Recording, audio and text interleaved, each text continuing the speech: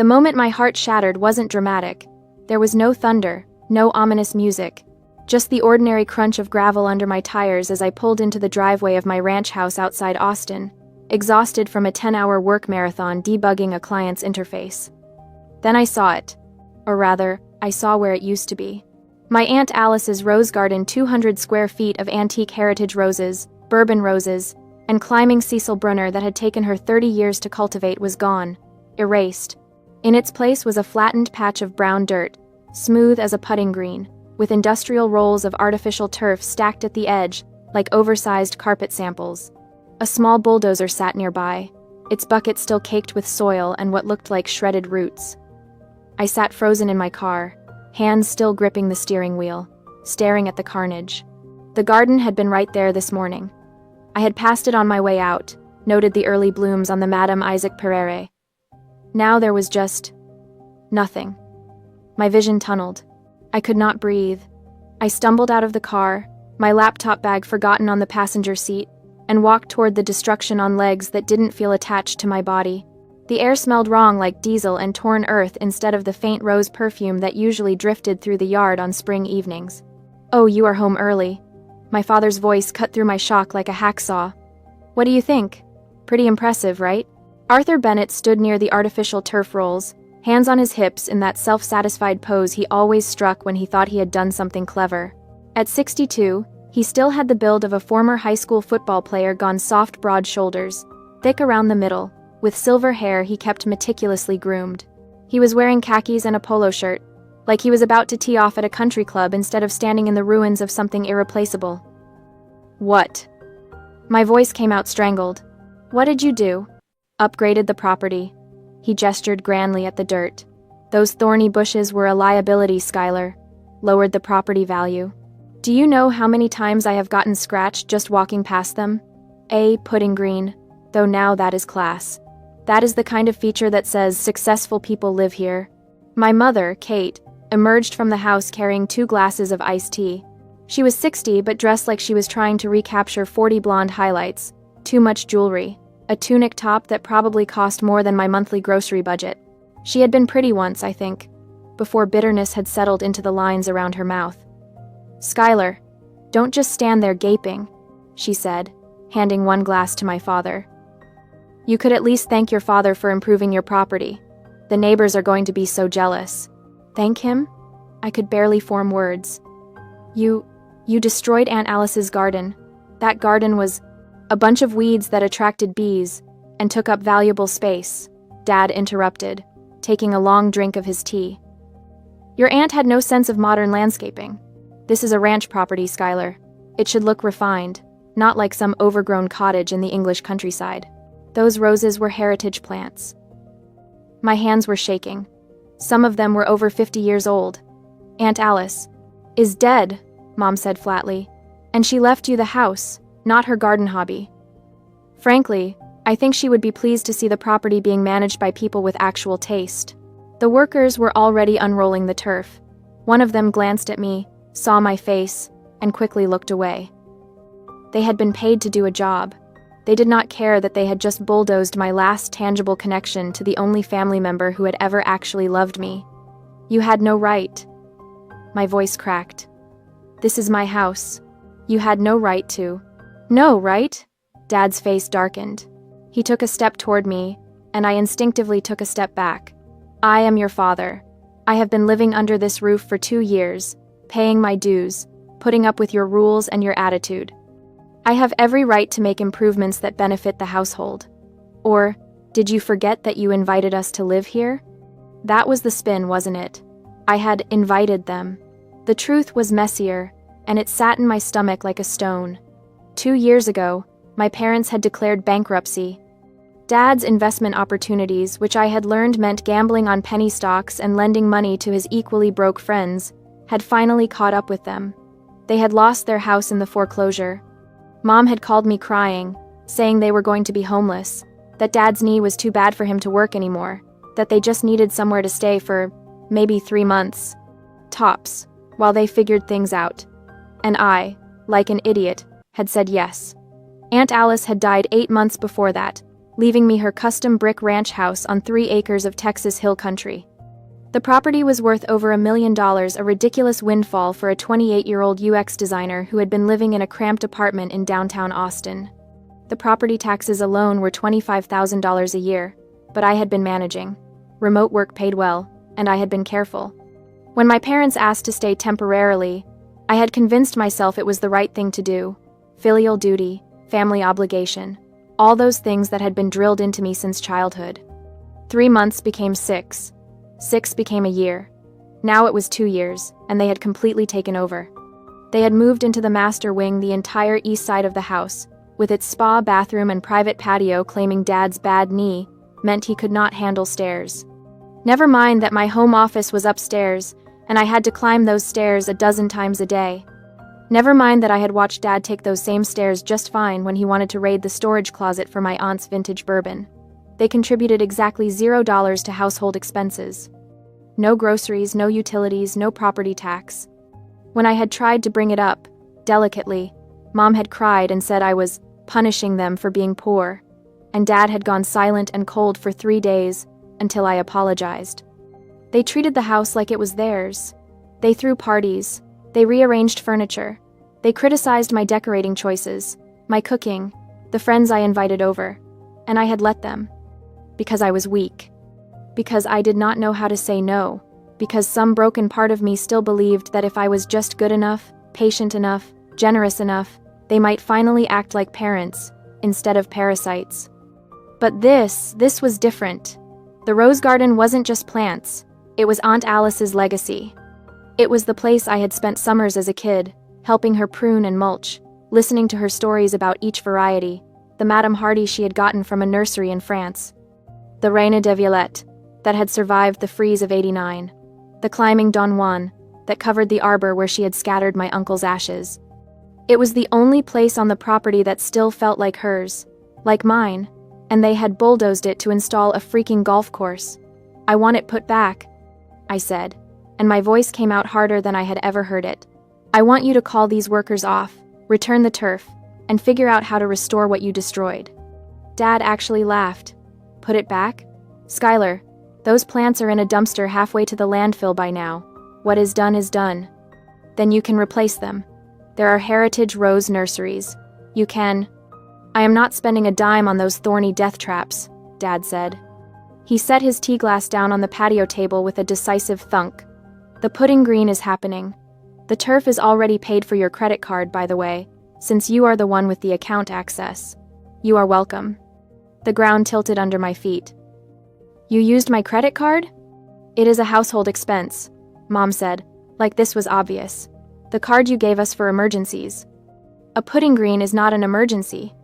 Don't you raise your voice at your mother? Dad snapped. His hand shot out and grabbed my upper arm, fingers digging in hard enough to bruise. We have put up with your attitude for 2 years, young lady. You will show some respect, or what? The words burst out of me before I could stop them. You will hit me? You will throw me out of my own house? For a second, I saw something flicker in his eyes. Not shame, something colder. Calculation. Then he released my arm and stepped back, forcing a smile. Nobody is hitting anybody. You are being dramatic. This is a good thing, Skylar. Once the green is installed, I will finally have somewhere to practice my short game. Maybe you could learn to play. We could do it together. Father-daughter bonding. I looked at him, really looked at him, at the fake warmth in his expression that didn't reach his eyes, at Mom hovering behind him, already mentally redrafting the narrative where I was the ungrateful daughter throwing a tantrum over a few flowers. Something in me, something that had been bending for 2 years under the weight of their entitlement, finally snapped.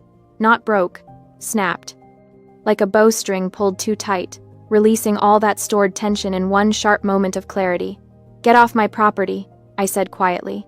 Dad blinked. What? I said, get off my property. Both of you. Get out of my house. Mom's eyes went wide. Skylar, you don't mean... I mean exactly what I said. My voice was steady now, cold and clear. You have overstayed your welcome by 2 years. You have taken advantage of my generosity at every turn. And now you have destroyed the one thing in this house that actually mattered to me. And you are standing there acting like I am the problem. So, get out. Dad's face went red. Now you listen here. No, you listen.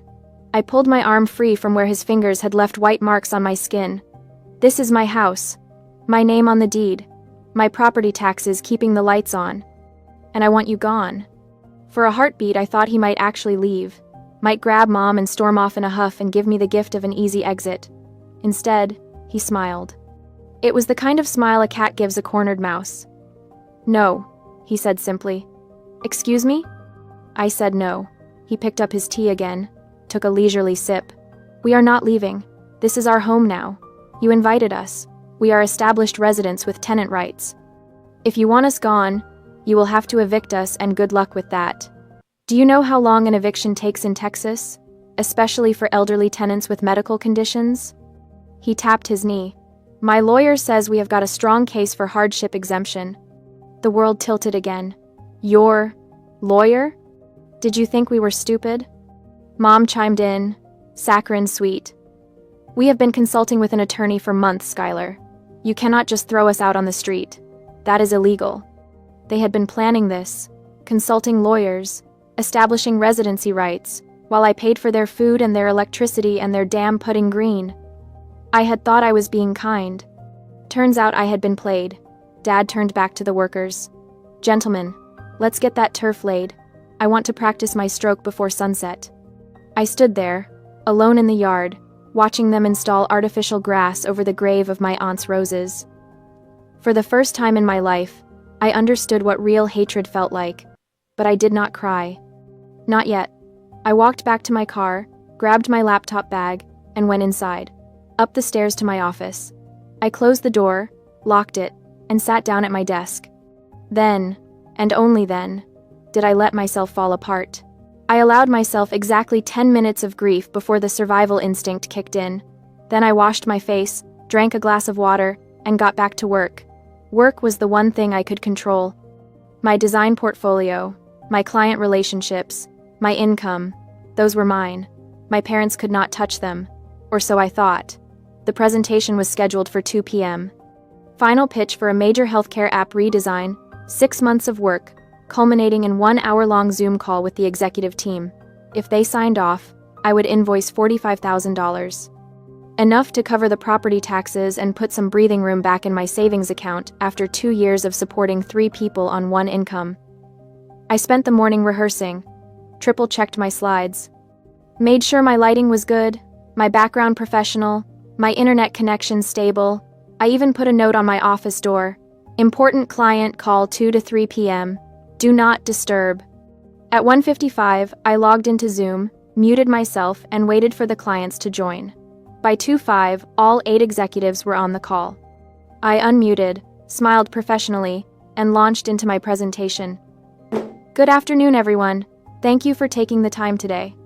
I am excited to walk you through the final UX architecture for the patient portal redesign. I was 15 minutes in, right in the middle of explaining the medication reminder flow, when my office door banged open. I jumped, fumbling to hit mute, but my father's voice was already booming through my speakers, telling you, Skylar has got the best setup in the whole house. Look at this view. A group of people filed into my office behind him, 5 or 6 of them, all around my parents' age, holding cocktail glasses, day drinking. Of course. Dad, I hissed, camera still on, clients staring. I am in the middle of a... Oh, don't mind us, Mom's voice, bright and cheerful. We are just giving the Millers and the Johnsons a tour. Arthur, show them the deck. Excuse me for one moment, I said to the screen, trying to maintain composure. I stood up, walked quickly to the door. I specifically asked you not to interrupt. This is a critical work meeting. Work meeting? Dad scoffed, loud enough for the microphone to catch. You are sitting in your pajamas talking to a computer screen. That is not a real meeting. I am wearing business casual, and this is my job. A real job has an office, he continued, playing to his audience now. I could see the Millers and Johnsons exchanging glances. A real job has a boss who can see when you are slacking off. This remote work nonsense is just an excuse to... Please leave, I said, fighting to keep my voice level. We can discuss this after 3 p.m. He looked at me then, really looked at me, and I saw my mistake. I had contradicted him in front of his friends, challenged his authority in front of an audience. His face went dark. You dare? His voice dropped to something dangerous. You dare tell me what to do in my own home? It is not your, oh. His hand shot out and shoved my shoulder, hard. I stumbled backward, off balance, and my hip slammed into the desk edge with a burst of pain that made me gasp. My desk chair rolled away and I half fell, catching myself on the desk, my hand smacking down right next to my keyboard. The Zoom window was still open, camera still on, all 8 clients watching. For a second, nobody moved. The silence was absolute. Then one of the executives, I think it was the CEO, said, "Miss Bennett, is everything all right there?" I looked up at the screen, saw my own face in the little preview window, flushed and shocked. Saw my father in the background, still standing in the doorway, his friends frozen behind him. "I am fine," I managed. "I apologize for the interruption." The screen went black. Not just black, disconnected. All the participant windows vanished. The call ended. "Shit," I whispered. "Well," Dad said behind me, casual as anything. "Looks like your important meeting is over. Come on, everyone. Let me show you the master suite." They filed out like nothing had happened. Like they had not just witnessed a grown man shove his daughter during a work call. I stood there, hands shaking, hip throbbing, staring at the empty Zoom screen. My email pinged. Subject: Contract termination, healthcare portal redesign. I did not need to read it. I knew what it said. Something about an unprofessional work environment, something about concerns regarding project stability, something corporate and polite that meant, we saw what we saw, and we do not want any part of it. 6 months of work, $45,000 in projected income. Gone. I pulled up my client roster. The healthcare project had been my anchor, the big contract that let me take on smaller, experimental work. Without it, I had maybe 4 months of operating capital before I would start missing my own bills. 4 months to find new clients in a market where everyone wanted to see your previous work, where reputation was everything, where a terminated contract would raise red flags. I sat down slowly, wincing at the bruise already forming on my hip. The old Skylar, the one from this morning, would have cried again. Would have gone downstairs and tried to explain, tried to make peace, tried to smooth everything over because that is what kept the household functional. But that Skylar had died in the rose garden. This Skylar just felt cold. I did not go downstairs for the rest of the day. I heard my parents and their friends laughing on the patio, heard the clink of glasses, and Dad's booming voice explaining his short game strategy for the putting green that did not exist yet. At 7 p.m., I packed up my laptop and left through the front door without saying goodbye. I drove to a coffee shop in downtown Austin, found a corner table away from the windows, and tried to figure out how badly I was screwed. The answer: pretty badly. No major client. Bruised hip that hurt every time I shifted in my chair. Parents who had made it clear they would not leave voluntarily and had apparently lawyered up for a fight I could not afford. My phone rang. Dad, on the caller ID. I almost did not answer. But muscle memory from 2 years of conditioning made me pick up. Skylar. His voice was different now, annoyed, not angry. Where are you? Coffee shop. Working. Well, get back here. The irrigation system for the putting green is not working right, and the installer already left. I need you to troubleshoot it. Of course he did, because in addition to being his landlord, his ATM, and his punching bag, I was also apparently his tech support. I will walk you through it, I said, putting the call on speaker. What is the error message? For the next 15 minutes, I patiently guided him through the settings on the irrigation controller. Press this button. Turn this dial. No, the other direction. Yes, I am sure. Got it, he finally said. The zone timer was set wrong. Fixed now. Great, I will. But I stopped, because I had heard something in my earbuds that made my blood turn to ice. A rustling sound. Then Dad's voice, but not directed at me, directed at someone else. The phone was still on. He had tried to hang up and failed. The buttons on smartphones could be finicky when you had dirty hands from gardening. He had fumbled it, set it down instead of ending the call. I could hear everything. Amateur job, Dad was saying. I told them I wanted professional-grade equipment, but Skylar's credit limit would not cover it. At least it is done. Mom's voice closer. Did she cry about the roses? Like a baby. You should have seen her face. He laughed. Thought she was going to faint. Good. Maybe now she will understand who is really in charge around here. My hand tightened on my phone. I should hang up. This was eavesdropping. This was... Did you talk to the lawyer again? Mom asked. This morning. He said we are golden. With my knee condition, the court will classify this as medically necessary housing. She can try to evict us, but it will take over a year, and we will get hardship exemptions the whole way. By that point, we will have adverse possession arguments, maybe even claim an ownership stake since we have been maintaining the property. She is stupid enough to let us stay. Mom's voice dripped with satisfaction. And now she has lost that big client. She will be desperate, easier to control. Speaking of which, Dad's voice got sly. Once we get back from Italy, I am changing the lock on that upstairs office. Turn it into my cigar room. She can work from the kitchen table like a normal person. Perfect. And we should talk about refinancing the property. If we can convince her to put our names on the deed for estate planning purposes. One step at a time, Kate. First the Italy trip. Let her pay for that. Prove she is still obedient. Then we tighten the screws. Static. A rustling sound as someone finally picked up the phone. Skylar? You still there? I was frozen. Completely frozen. Skylar? Impatience now. I hung up. For a long moment, I just sat there in the coffee shop, surrounded by the hum of conversation and the hiss of espresso machines, staring at my phone. They did not see me as their daughter. They saw me as a resource. A thing to be exploited. A naive fool who could be manipulated into funding their retirement while they stole my home out from under me. The Italy trip. I had promised to pay for that months ago, back when I had still believed they were struggling. Back when I had thought funding a modest retirement vacation was the kind thing to do for parents who had had such a hard time financially. They were planning to take my money, go party in Europe for 2 weeks, come back and literally lock me out of my own office. And if I tried to fight, the legal system would protect them. Elderly tenants with medical needs. Poor old Arthur with his bad knee.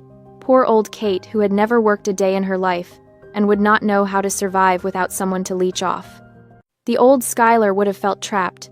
The new Skylar felt something else entirely. Clarity. I opened my contacts and scrolled to a name I had not called in 2 years. Roman Thorne, the attorney who had handled Aunt Alice's probate. He answered on the 3rd ring. Skylar? Long time. Roman. My voice came out steady. I need to ask you a legal question. Hypothetically. Hypothetically, he echoed, amused. Shoot. If someone owns a house free and clear, no mortgage, their name alone on the deed, and they have tenants who refuse to leave, does the owner have the right to sell the property? Silence. Then, this is not hypothetical, is it? Does the owner have the right to sell? I repeated. Yes. Roman's voice shifted, became more serious. Property owner always has the right to sell. The occupants become the buyer's problem. It is actually one of the few ways to handle a tenant who has dug in legally. You sell the house, transfer the deed, and the new owner can handle eviction proceedings. But Skylar, standard buyers' families, people looking for a home, they won't touch a place with squatters. It is too much risk. So I am stuck? Not necessarily. There are investors, wholesalers, firms like Lone Star Holdings. They buy distressed properties for cash. They do not care about occupants because they have their own legal teams and security contractors to handle extractions. Extractions? They are brutal, Skylar. They buy as is, usually well below market value, and they clear the property out fast. It is not pretty. I need to sell my house, I said. Fast. And I need the sale to be quiet. Can you get me a number for Lone Star Holdings? How fast? 2 weeks. He whistled low. That is ambitious, and you will take a hit on the price. They are sharks. Can you help me? I asked again. Another pause. Then, I know a rep there. Stella Wright. She handles their acquisitions in Travis County. I will text you her contact info. But Skylar, be careful. Whatever you are planning. I am not planning anything, I said. I am just taking back what is mine. I hung up before he could respond. Roman's text came through 30 seconds later. Stella Wright's name and number. I did not hesitate. I called immediately. Stella Wright, Lone Star Holdings. a crisp voice answered. Miss Wright, my name is Skylar Bennett. Roman Thorne gave me your number. I have a custom brick ranch on 3 acres in hill country, appraised at $1.1 million. I need to sell it for cash in the next 2 weeks. Occupied? She asked instantly, the professional shark smelling blood. Yes, 2 occupants. No lease. We buy distressed assets at a discount, she stated flatly. If we have to handle an eviction, we offer 70 to 80% of market value. We can close in 10 days. Cash. I did the math. 80% of $1.1 million was $880,000. But, if I pushed, the structure is pristine, new roof, and the occupants will be out of the country on vacation when we close. You won't have to fight them to get in, you will just have to keep them out. Silence on the line. I could practically hear her calculating the reduced risk. If the property is vacant at closing, Stella said slowly, we can do $980,000. But we take possession immediately. We change locks, we secure the perimeter. When they come back, it is our problem, not yours. Deal, I said. I will email the contract tonight. Electronic signature. We will wire the funds upon clear title. I hung up and sat back in my chair, ignoring the ache in my hip. For 2 years, I had been playing defense, accommodating, compromising, trying to be the good daughter. It was time to play offense. I pulled out my laptop and opened my browser, searched iPhone 15 Pro, in stock, Austin pickup. The Apple Store had them. I could pick one up tonight. Phone B, the lifeline, the phone that would hold my work email, my banking apps, my 2-factor authentication codes. The phone my parents would never have access to. Phone A, my current iPhone 11 Pro Max, would become the trap, the bait, the thing that made them believe they still had control. I placed the order and stood up, wincing slightly. Tomorrow, the real work would begin. Tonight, I just needed to stop shaking. The next morning, by the time the sun rose following my eavesdropping, the last remnants of my guilt had evaporated. I woke up not with sadness, but with a cold, crystalline clarity. I walked into the kitchen at 7 a.m. to find Dad making coffee like he was the lord of the manor. Mom was at the table, scrolling through her phone. Oh good, you are up? Mom said without looking at me. We need to finalize the Italy arrangements. Arthur wants to upgrade the flights to business class. Coach is terrible for his knee, and I found this absolutely darling hotel in Tuscany. I poured myself coffee, watching the steam rise. I will look at the flight options today. Mom beamed. Wonderful. Oh, and we will need spending money. Maybe $3,000? For dinners and souvenirs. Fine. They both blinked. The fight they were bracing for never came. Really? Mom's eyes narrowed slightly, suspicious of the easy victory. Really? I set down my mug, forcing a smile that didn't reach my eyes. You are right. You deserve a nice vacation. After everything you have been through financially, you should enjoy yourselves. Dad relaxed, satisfied. That is more like it. I knew you would come around. Family takes care of family, Skylar. That is what your aunt would have wanted. Aunt Alice would have set the house on fire before she let these vultures pick over her life's work, but I just nodded. I will book the flights this morning. Later that morning, my phone rang. It was Stella Wright from Lone Star Holdings.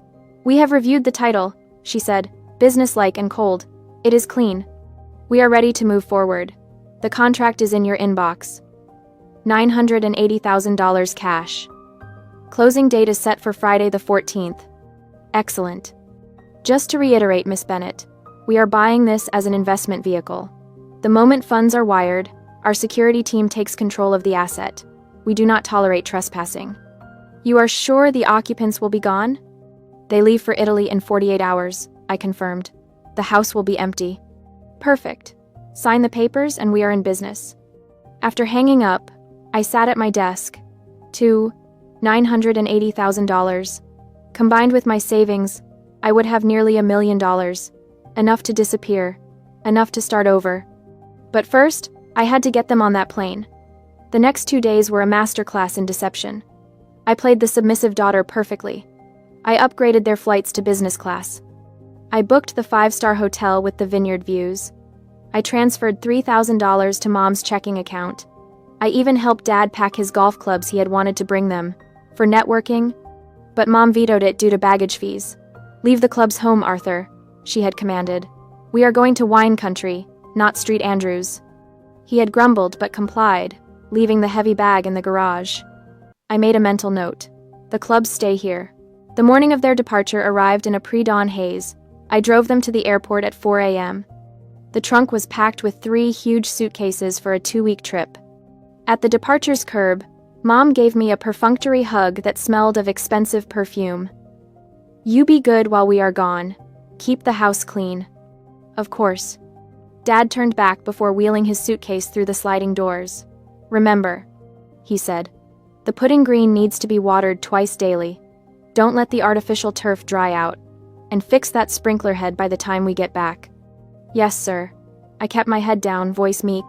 He patted my shoulder, the same shoulder he had shoved just days ago. "That is my girl." I watched them disappear into the terminal.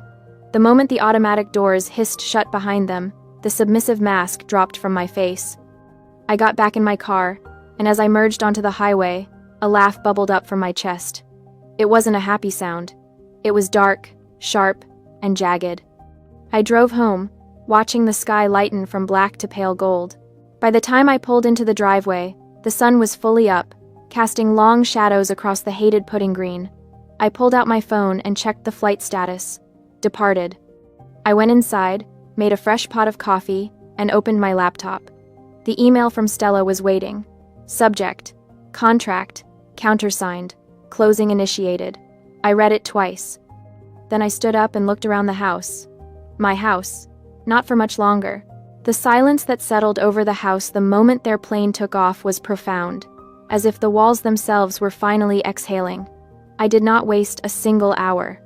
The very next morning, the moving crew I had hired arrived. I had spent the previous night tagging everything that was mine with blue tape. My bedroom furniture, my office equipment, and the few precious antiques Aunt Alice had left me. "Blue tape goes to the Dallas apartment," I told the crew chief. "Everything else stays for the junk removal team tomorrow." I watched them dismantle my life. My bed frame, my bookshelves, the landscape painting Aunt Alice had loved, all carried out and loaded onto the truck. By noon, my room was empty. By 2 p.m., my office was stripped bare. My phone buzzed continuously with updates from Italy.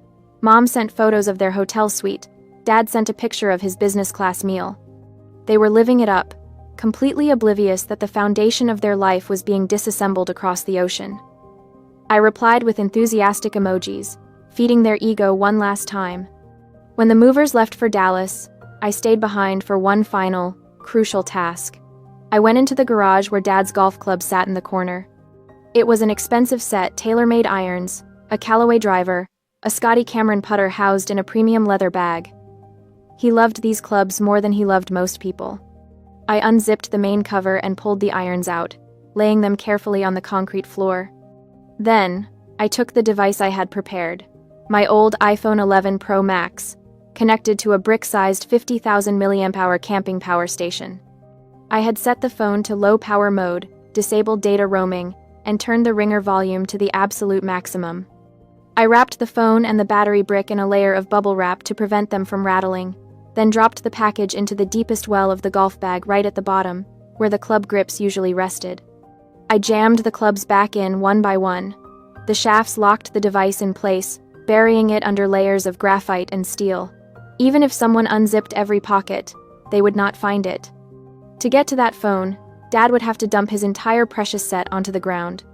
The ringtone would sound like it was coming from the ghost of the bag itself, muffled, deep, and impossible to locate without complete dismantling. "Perfect," I whispered. The following day, the junk removal crew arrived to clear out everything else. My parents' king-sized bed, their 60-inch TV, Mom's vanity, their clothes, all of it was packed and hauled to a climate-controlled storage unit an hour outside of town. I made sure the golf bag was placed in the very back corner of the unit, buried behind a wall of boxes. I locked the storage unit and drove away. The trap was set. The days that followed were a blur of finality. I hired cleaners to scrub the house until it smelled like lemon and emptiness. I scheduled the utility transfers. I watched the house transform from a home back into a structure vacant, echoing, and ready for new life. On the evening before the closing, as I was unpacking the last box in my new high-rise apartment in Dallas, my phone rang. It was Dad. "Hi, Dad. How is Tuscany?" I asked, putting the call on speaker while I arranged books on my shelf. "Incredible," he said, sounding slightly tipsy. "We are at a vineyard. You can see for miles." "Listen, Skylar, I was just telling your mother. I really wish I had brought my clubs. Saw a guy on the course today with that same putter I have. Made me miss mine." I paused, holding a book in midair. The irony was so thick I could taste it. "Is the bag safe in the garage?" he continued. "No humidity getting to the leather?" I smiled at the empty room. "It is extremely safe, Dad. I made sure it is stored somewhere very secure. It will not be moved until you get back." "Good girl. That set is my pride and joy." "I know, Dad. I know. We will see you in a few days. Love you, kiddo." "Love you too," I said, and ended the call. The final morning arrived with a sky the color of bruised steel. I drove back to Austin one last time. There was no sentimental walkthrough with a nice couple. I met a courier from Lone Star Holdings in the driveway. He didn't even go inside.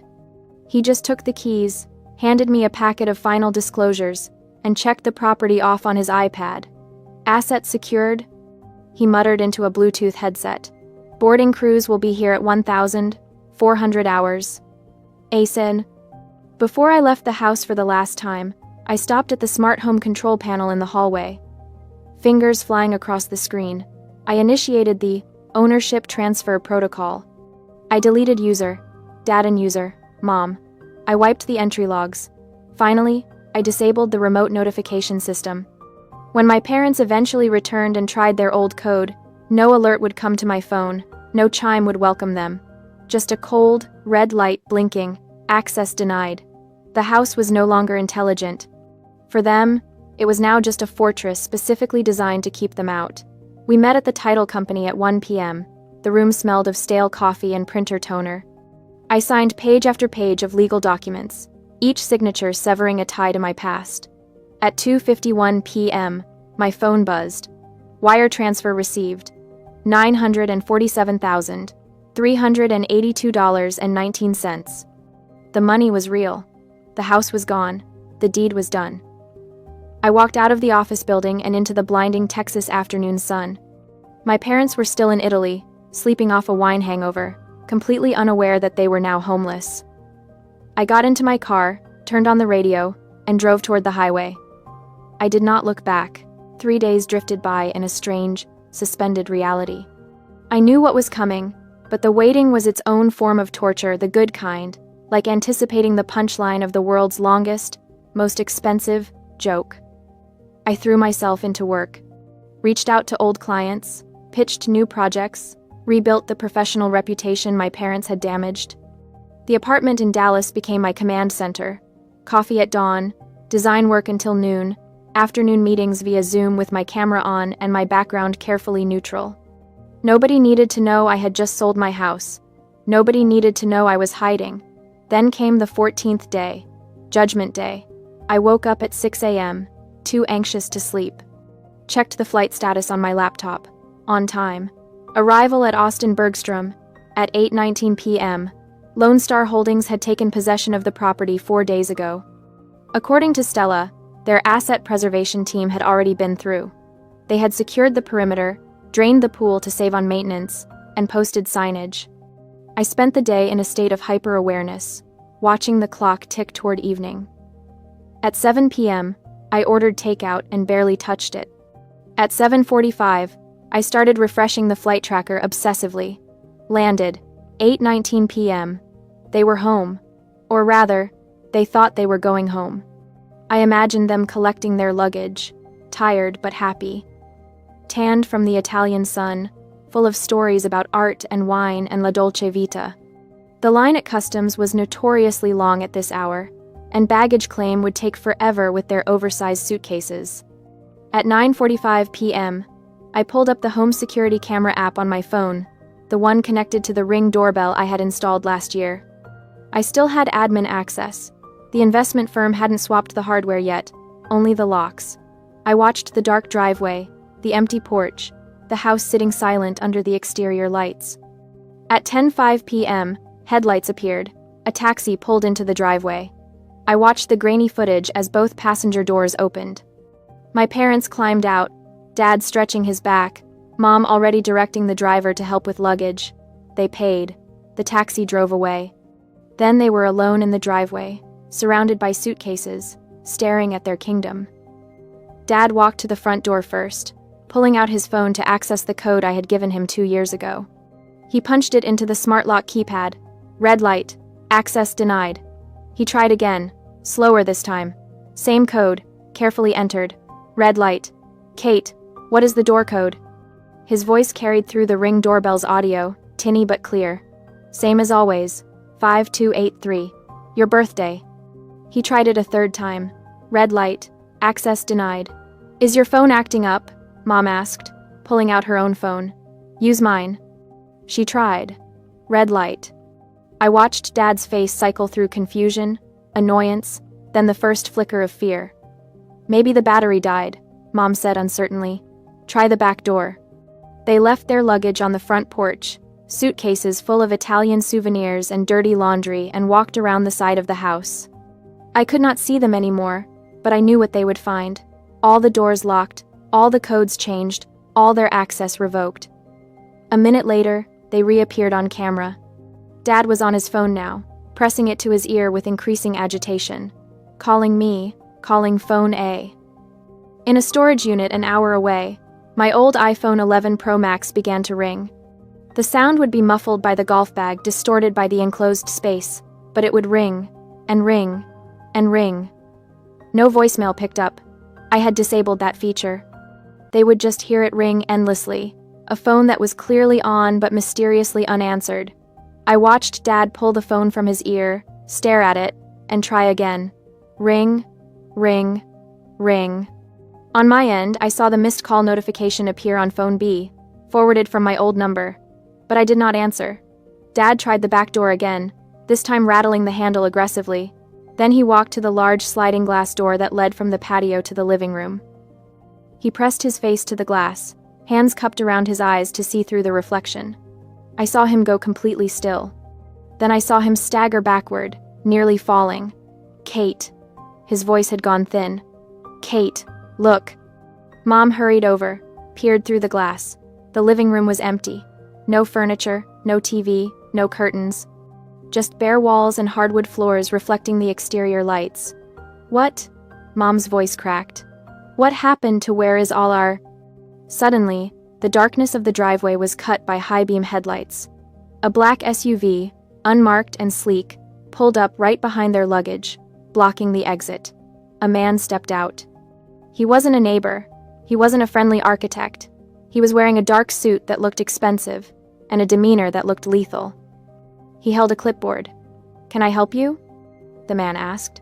His voice was not polite. It was the voice of a man who dealt with problems for a living. Dad spun around. "Who the hell are you? What are you doing in my driveway?" "I could ask you the same thing," the man replied, walking forward. He didn't stop until he was uncomfortably close. "I am the asset manager for Lone Star Holdings. We own this property, and you are trespassing." "Trespassing?" Dad sputtered, face going purple. "We live here. This is my daughter's house, Skylar Bennett. I am her father." The man didn't blink. He pulled a document from his clipboard and held it up. It was a copy of the deed. Skylar Bennett sold this property to Lone Star Holdings 14 days ago. He stated coldly, "The sale is recorded with Travis County. The property was acquired as a distressed asset, delivered vacant." "Sold?" Mom screamed. "That is impossible. We were just here 2 weeks ago." "And now you are not," the man said. "This is private corporate property. You have no lease. You have no ownership. You are engaging in criminal trespass." "But our things..." Mom was hysterical now, grabbing Dad's arm. "Our furniture, our clothes, everything. It was inside." "The property was purchased, as is, vacant ownership," the man recited, bored. "Anything left on the premises after closing is considered abandoned property. My crew cleared this unit 4 days ago." "You threw away our things?"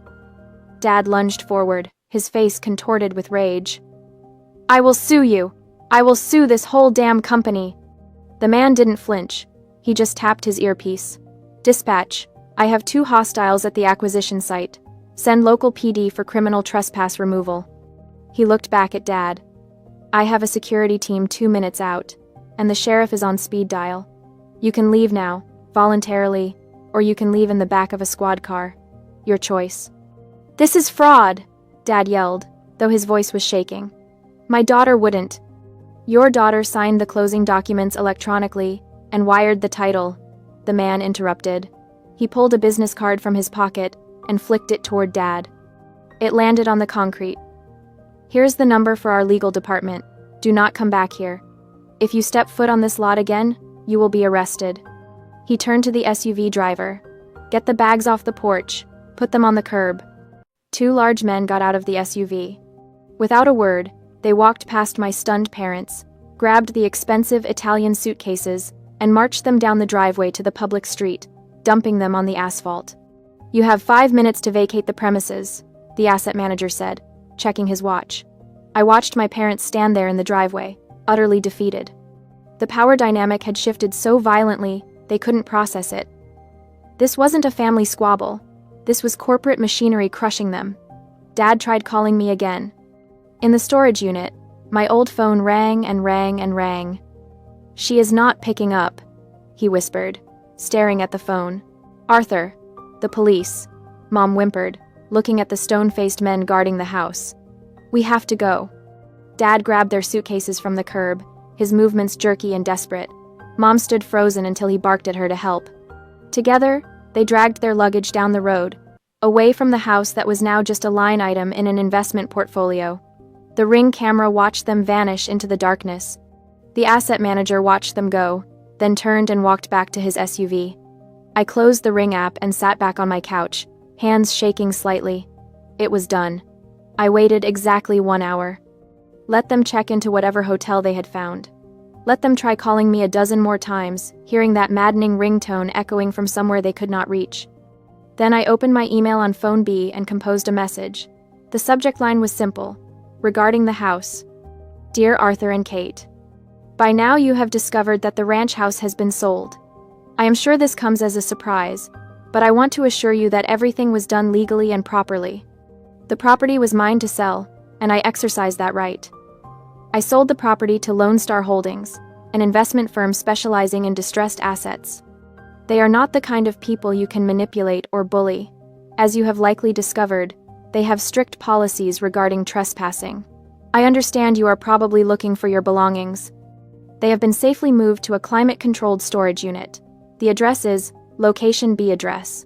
The access code is Code. Everything you owned is inside Unit D, Row 12. I have paid for 1 year of storage in advance. As for why I did this, I think you know. You bankrupted yourselves through your own poor decisions. I gave you a place to live out of kindness, and you repaid me by taking over my home, contributing nothing financially, and planning to steal my property through legal manipulation. Yes, Arthur, I heard your conversation on the phone, the hot mic incident on the 2nd day of the saga, when you thought you had hung up but hadn't. I heard everything. Your lawyer's advice about squatters' rights, Kate's plan to turn my office into your cigar room, your entire scheme to claim ownership through adverse possession. I have attached the audio recording of that conversation to this email, in case you were wondering if I had proof. You destroyed Aunt Alice's rose garden to build a putting green. You cost me my biggest client of the year by barging into my work meeting. You physically assaulted me on camera. You treated me like a servant in my own home for 2 years. So I sold the house while you were living it up in Italy on my dime. I sold it to a corporation that doesn't care about your stories, and I moved on with my life. Don't bother calling my old number. That phone is inside your golf bag, Arthur, in the storage unit, plugged into a portable power bank. I imagine the ringing has been driving you crazy. You can retrieve it any time, assuming you are willing to dig through all those boxes to find it. This is not a negotiation. This is goodbye. You wanted to use the legal system against me. I used it better. You wanted to take what was mine. I took back my freedom instead. Don't contact me again. I have blocked both your numbers on my new phone. If you show up at my new address, which you do not have and will not find, I will file a restraining order. I am done being your ATM. I am done being your victim. I am done. Consider this the discipline you tried to teach me, reflected right back at you. Skylar. I attached the audio file, the recording I had made of the hot mic incident, their voices clear and damning as they plotted against me. Then I hit send. The email went out into the digital void, arriving on both their phones within seconds. I imagined them reading it in some hotel room, the full scope of their situation finally crystallizing.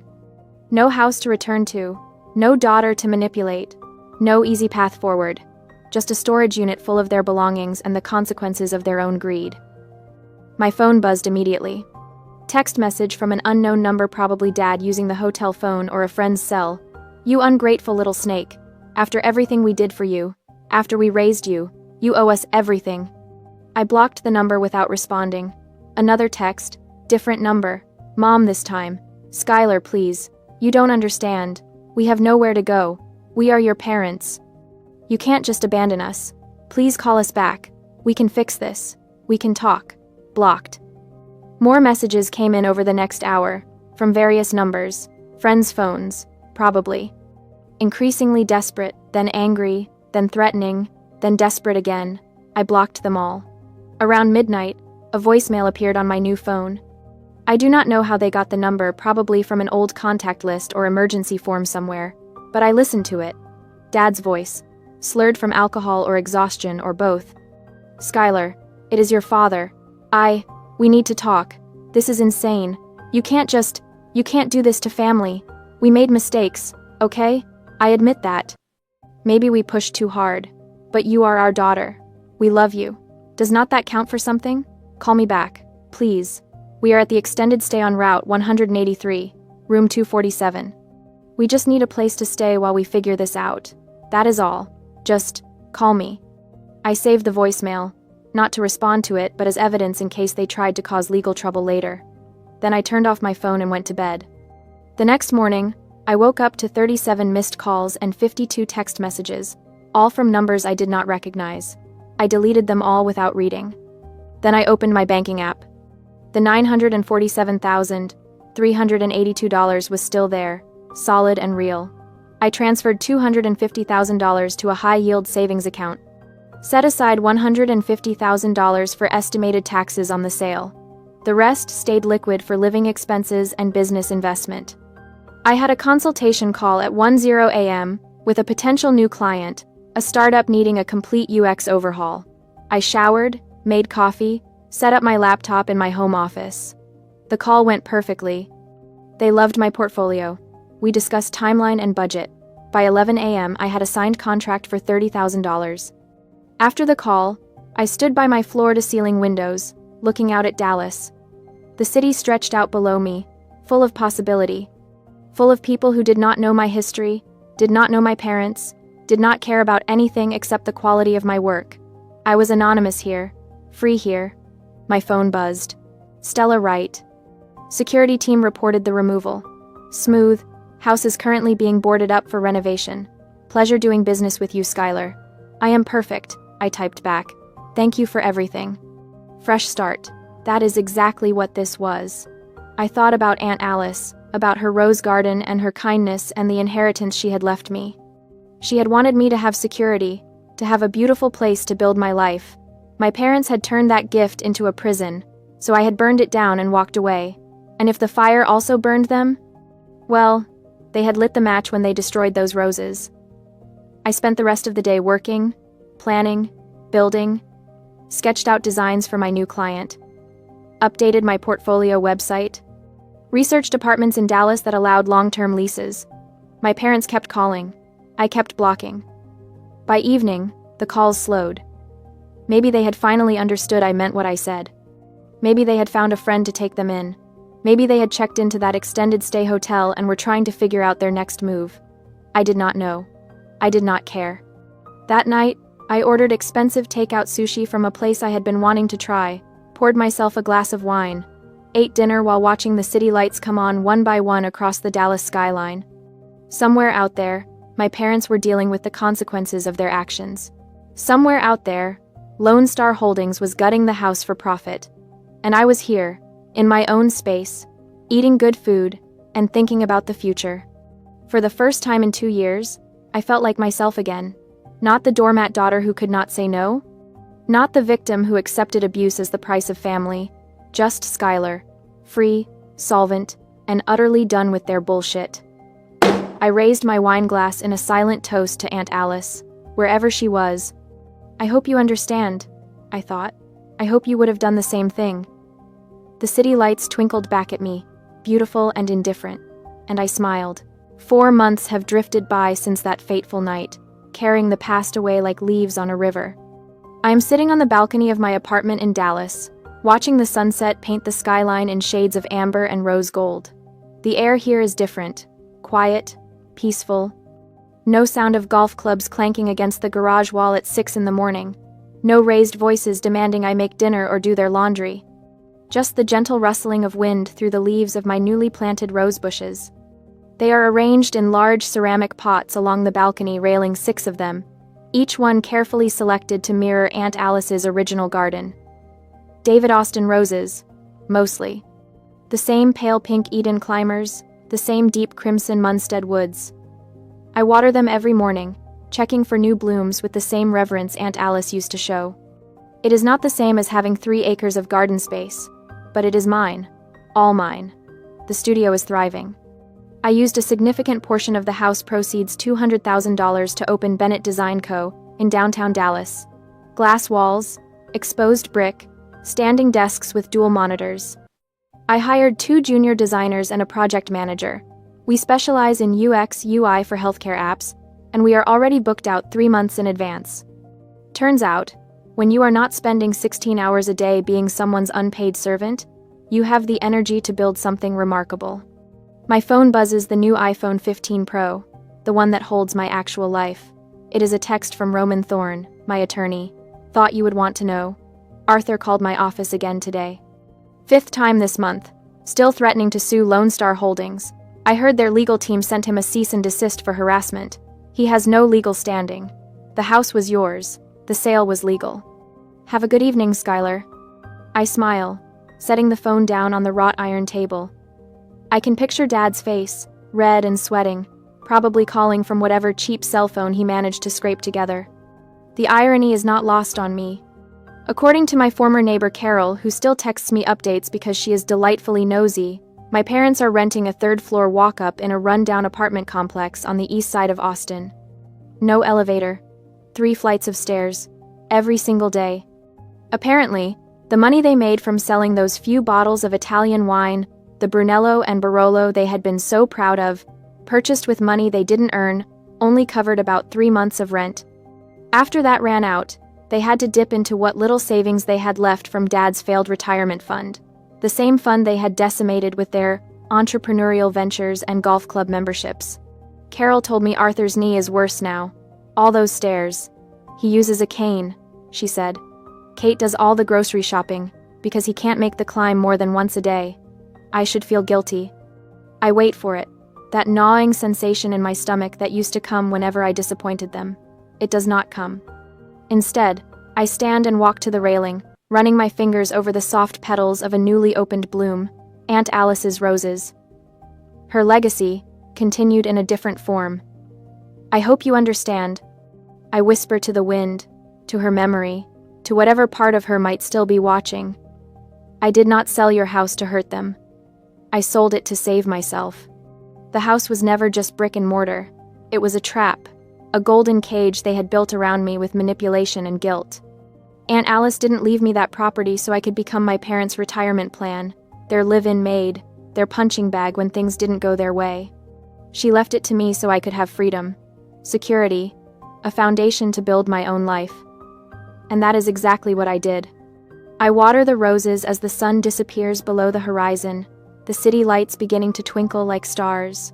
Tomorrow I have a consultation with a potential client, a startup developing mental health apps. The irony makes me laugh. My parents lost everything that day. The free house, the free servant, their reputation among their country club friends who undoubtedly heard about their sudden downgrade. I lost a house, but I gained my life back. And looking at these roses, breathing in air that does not taste like resentment and obligation. I know Aunt Alice would approve. Let me ask you, was selling the house sight unseen to a corporate shark to get rid of them quickly wise or foolish? Did the act of shoving me in front of my client deserve this level of punishment? What would you do if you found out your parents viewed you as their retirement plan?